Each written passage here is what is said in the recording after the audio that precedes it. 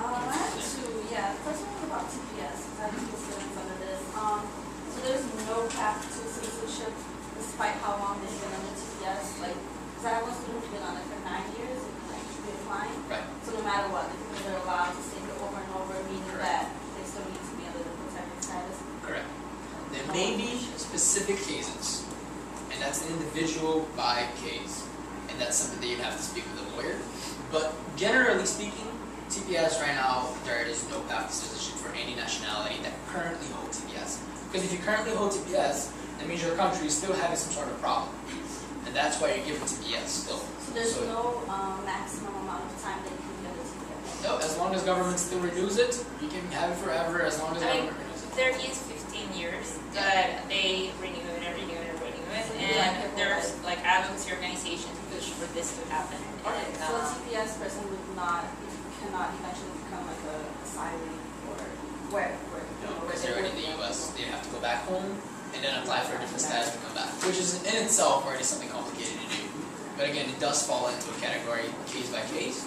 So if you're dealing with somebody that you really see that there might be something there, I have a list of resources that you can definitely call some people that would be useful to speak to the student.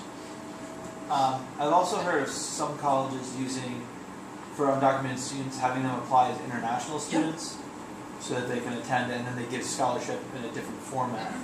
Is that a common thing that's coming up? It's a reality. It's something that has come up more often nowadays. Yeah. It usually didn't because they are international students.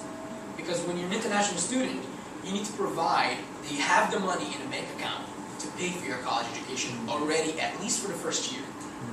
So, it's a lot of money. So colleges sometimes, they waive that need and they allow you to come in as an international student. And I know, for instance, Boston University has done that, where they accept a student as an international student in order to give them an international scholarship.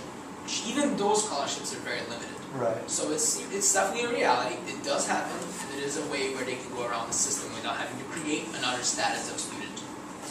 But also one of the reasons why we stress that you should encourage the kids to not be ashamed and not be afraid is because a lot of the times they can have really good leadership potential and they can come out really strong in classes and be really animated in classes, but sometimes because of their status, even their parents sometimes encourage them to, just like keep a low profile.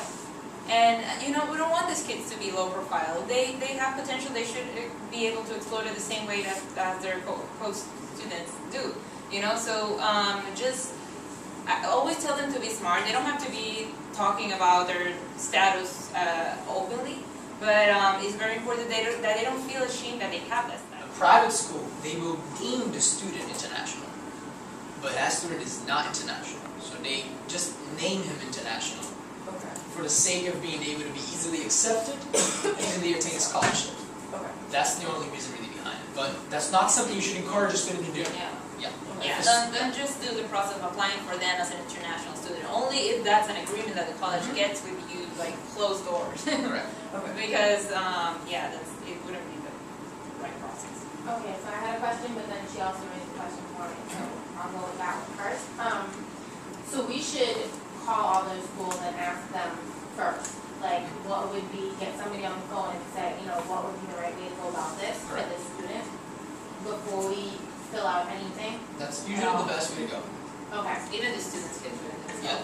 And then with filling out the fact that it's never been a problem, the fact that it's a federal form and the fact that it's going into places where the government's going to know about it, it's never been a problem. They're unaffiliated with immigration. It's one thing to keep in mind that the federal system, even though it is the federal system, each department doesn't necessarily have affiliation with each other. So USCIS, which is United States Customs and Immigration Services. So they do their work with ICE, which is Immigration Customs Enforcement, with INS. They do all their work with the borders and everything. That's their job. They don't go in and check every single other administrative process of the federal government.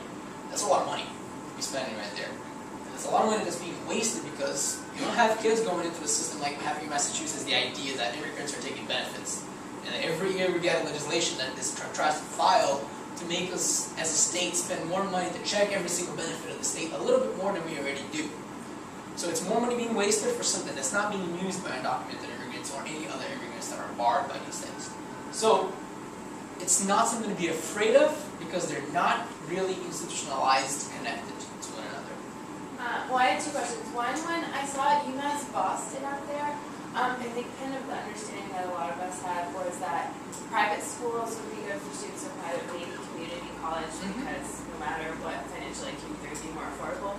How would students manage to go to a state school? Are they just scholarships and out of state? Okay. Schools like UMass Boston, they have an interesting program where if you pay 12 credits, any credit above that is free. So for example, I did 3 semesters, but I actually did 2 years and a half almost of education because I packed like 21 credits a semester to really be able to get the best out of my money. So students can do that. It's a very interesting way to be successful at it while spending huge amounts of money. If you're willing to do it, and if you have the guts to do it, and you think in the future you'll be able to pay for it.